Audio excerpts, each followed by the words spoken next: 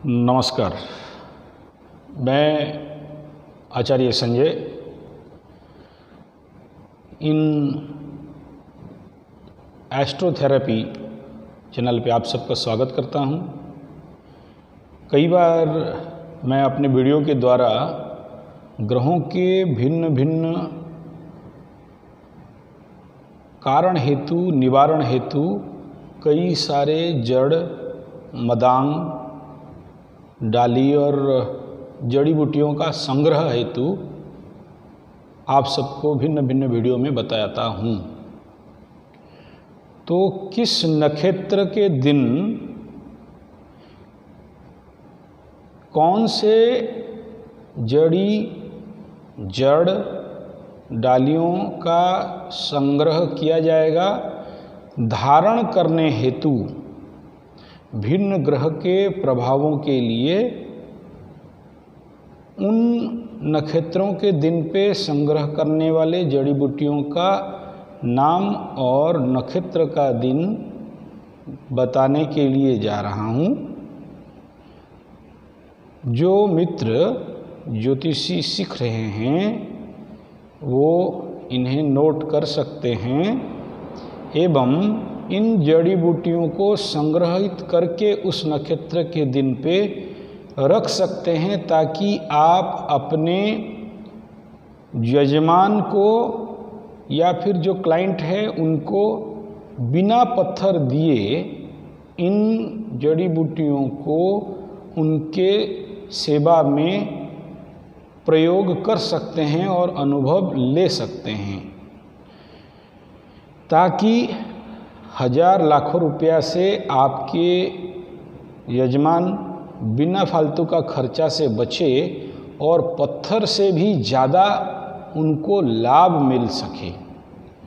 आरण्यक पुस्तक आयुर्वेद के अंतर्गत यह सूत्र, यह दिनांक और जड़ियों का नाम और नक्षत्र का नाम बता रहा हूँ।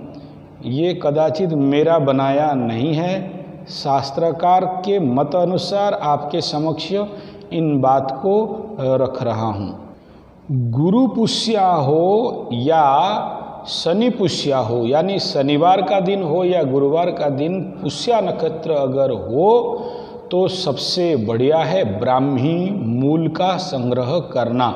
इसका उपयोग मैं नेक्स्ट वीडियो में बताऊंगा या आपके प्रश्न अनुसार बताऊंगा। केवल ये मेरे ज्योतिष बंधुओं के लिए जो ज्योतिषी सीख रहे हैं और ऐसे जड़ी बूटियों को संग्रह करके रख के उनको बाइज्जत पूजा वगैरह देना होगा। जब भी आप जड़ी बूटियों को संग्रह कर रहे हैं उसका एक दिन पहले आप उन पेड़ों के पास जाके आपके गुरु प्रदत्त मंत्रों में, मैं ये मंत्र यहाँ नहीं बता सकता, केवल गुरु के द्वारा ही आपको वह मंत्र अगर मिला हो तो उस मंत्र से उनको पूजन अर्चन करना, आमंत्रण करना, संग्रह से पहले आज्ञा प्राप्त करने के बाद उन्हें संग्रह करके रख सकते हैं। इनका प्रयोग, ज्योतिषी प्रयोग भी आगे चल के मैं बताऊंगा। तो पहला सूत्र ये हो गया, पुष्या हो, गुरु पुष्या शनि पुष्या, ब्राह्मी मूल का संग्रह करना अत्यंत लाभप्रद है।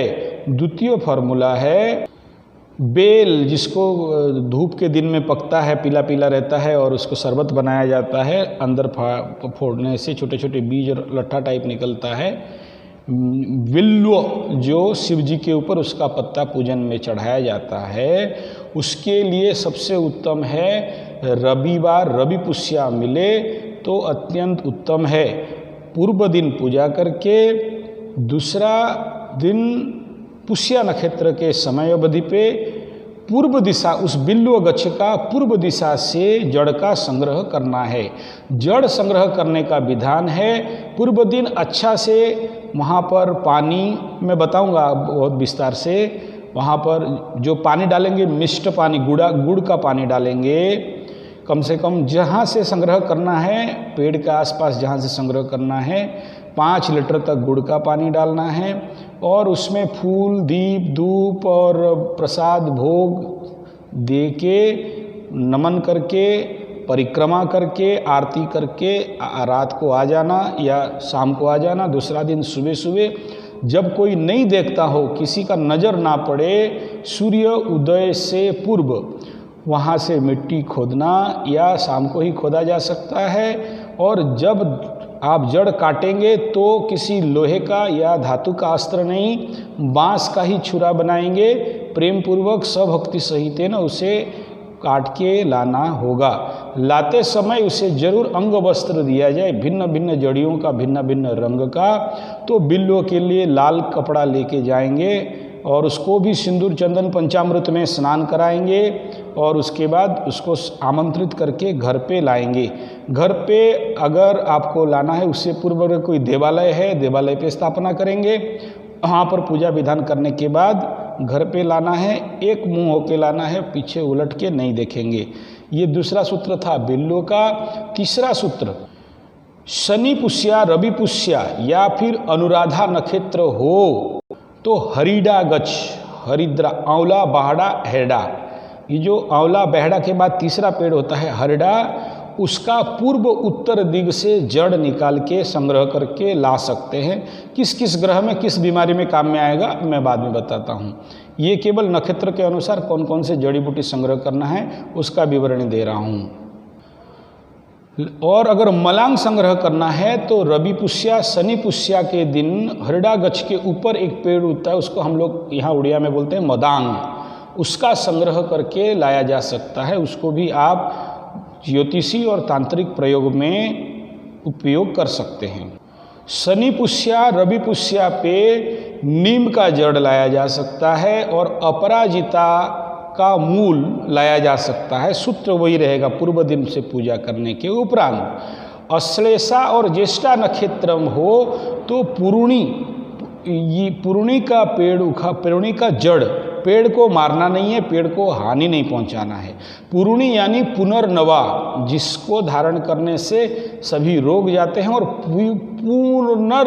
फिर एक बार नवा हो जाएंगे। पुनः जवानी प्राप्त करने का विधान हेतु पुनर्नवा। जैसे आप पुनर्नवा का बट्टी खाते हैं, अर्क लेते हैं, तो मात्र जड़ी धारण कर लेने से ही आपको फायदा मिल जाएगा अगर आमंत्रित करके संविधान सहित लाते हैं तो। जड़ी गछ हम लोग उड़िया में बोलते हैं, हिंदी में पीपल गछ, जिसमें शनिवार के दिन दीप जलाया जाता है, पूजा किया जाता है, उसका जड़ अगर लाना है तो शनि पुष्या, रवि पुष्या अति उत्तम दिन है। लेकिन कोई नहीं देखता हो और सुबह सुबह सूर्यास्त से पहले पहले ही लाना अत्यंत आवश्यक है। और उसी नियम के अनुसार पूर्व पूजा करते हुए ये शनि के भिन्न भिन्न प्रयोग में और शनि से उत्पन्न भिन्न भिन्न रोग के लिए भी अति उपयोगी साबित होता है।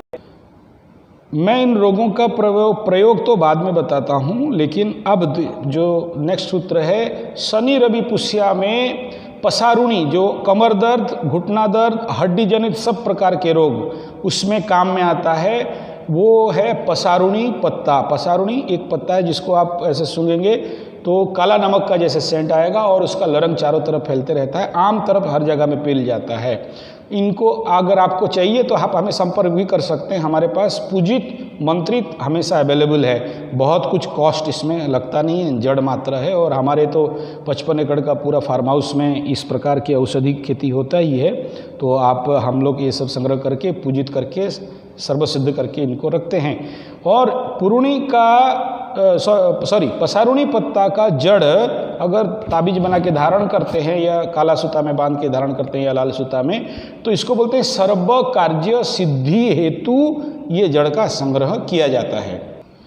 रवि पुष्या शनि पुष्या के दिन अपामार्ग, जिसको चिड़चिड़ी कहा जाता है, आप पैंट शर्ट में ऐसे बच्चे में हम लोग खेलते थे, शरीर में लगा देने से सारे बीज उसका लग जाता था, थोड़ा जलन होता था, तो वो वीर्य स्तंभन के लिए अति उत्तम है, नपुंसक दोष के लिए भी अति उत्तम है। तो उसका जड़ आप संग्रह करके लाल सूता पे वो रवि पुष्या शनि पुष्या के दिन ही धारण करना है। सावधान, दाहिने तरफ अगर आप धारण करते, कमर के दाहिने तरफ धारण करते हैं तो एक प्रकार का अच्छा फल मिलेगा, बाएं तरफ धारण करते हैं तो उसका अलग फल मिलेगा। और नेक्स्ट सूत्र है, रोहिणी नक्षत्र का दिन हो तो पलाश गछ का चेर, और शनि पुष्या हो तो भी ये पलाश का संग्रह किया जा सकता है। ये गर्भस्थ, अगर किसी नारी का गर्भ अस्थिर हो रहा है, गर्भ बार बार गिर रहा है, तो भी ये काम में आता है। पलाश का अगर पुष्या नक्षत्र के दिन संग्रह होता है, पति पत्नी में हमेशा झमेला, झगड़ा और शांति और दोनों का पटरी नहीं खाता हो, वो घर का जो स्त्री है पति के ऊपर अभर पवर कर रही हो और गाली, झमेला, झगड़ा, अशांतिकरण वातावरण, इससे बचने के लिए पलाश का जड़ अति उपयोगी है। जैसे मैं सूत्र बताया, पूर्व दिन पूजन विधान के अनुसार, दूसरा दिन कोई नहीं देखता हो ऐसे संग्रह करना और लाके फिर उसको पंचामृत में स्नान, गंगा जल में स्नान, गोमयदक में स्नान कराने के बाद उसको सविधान पूजा पूर्वक वस्त्र इत्यादि दे के, फूल, धूप, दीप, दही, भोग दे के उसको पुरुष दाहिना कमर पे और नारी बाएं कमर पे और हाथ में धारण करेंगे। दोनों पति पत्नी के अंदर अच्छा संबंध, संपर्क और झगड़ा घटता है। तो ये बेसिक जो मैंने बताया, आगे चल के मैं इसको विस्तार से कौन सा जड़ी बूटी कौन सा रोग के लिए संग्रह किया जाएगा, ज्योतिषी चिकित्सा क्या है और तांत्रिक विधान इसका क्या प्रयोग है, औषधि विज्ञान क्या प्रयोग है, इसको बताया जाएगा। तो मेरे मित्र जो ज्योतिषी सीख रहे हैं हमसे या सीखना चाहते हैं, आप हमें संपर्क कर सकते हैं। इसके बारे में विस्तृत जानकारी के लिए व्हाट्सएप कर सकते हैं, SMS कर सकते हैं, फ़ोन कॉल नहीं। हमारा संपर्क नंबर 9437580589 या फिर 9938727418 पे संपर्क कर सकते हैं या फिर इस वीडियो के नीचे कमेंट दे सकते हैं। और ज़्यादा जानकारी हेतु आप हमारे पास संपर्क कर सकते हैं। और जो राउरकेला के आसपास, उड़ीसा सुंदरगढ़ के आसपास जो सीधा हमसे यहाँ पर रह के सीखना चाहते हैं, वो भी हमारे पास आ सकते हैं। नमस्कार।